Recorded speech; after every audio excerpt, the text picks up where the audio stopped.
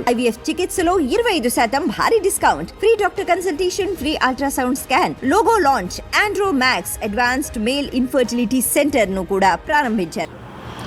YCP నేత మాచర్ల మాజీ MLA Pinnelli Ramakrishna Reddy EVM ధ్వంసం చేసినటువంటి కేసులోను, అలాగే ధ్వంసం చేస్తున్నప్పుడు అడ్డుపడినటువంటి టీడీపీ ఏజెంట్ శేషగిరిరావు మీద హత్యాయత్నానికి పాల్పడ్డారనేటువంటి ఆరోపణలు ఎదుర్కొంటూ నెల్లూరు కేంద్ర కారాగారంలో కస్టడీలో రిమాండ్లో ఉన్నటువంటి విషయం అందరికీ తెలిసిందే. అయితే పోలీసులు కోర్టులో ఒక పిటిషన్ దాఖలు చేయడం జరిగింది. పిన్నెల్లి రామకృష్ణారెడ్డిని అదనపు విచారణ కోసం పోలీస్ కస్టడీకి అప్పగించాలని చెప్పి మాచర్ల కోర్టులో పిటిషన్ దాఖలు చేసినటువంటి నేపథ్యంలో దీని మీద విచారణ చేపట్టినటువంటి న్యాయస్థానం 2 రోజుల పాటు పోలీస్ కస్టడీకి ఇస్తూ ఆదేశాలు జారీ చేసింది. ఈ మేరకు పిన్నెల్లి రామకృష్ణారెడ్డిని పోలీసులు తమ కస్టడీలోకి తీసుకోబోతున్నారు.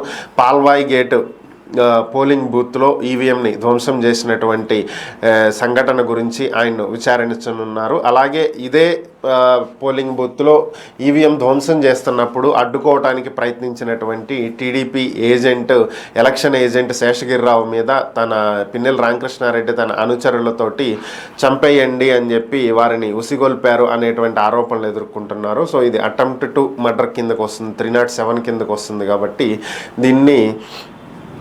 దీని మీద చర్యలు తీసుకుని కస్టడీలో పూర్తిగా విచారించిన తర్వాత కోర్టుకి నివేదికలు సమర్పించనున్నారు పోలీసులు.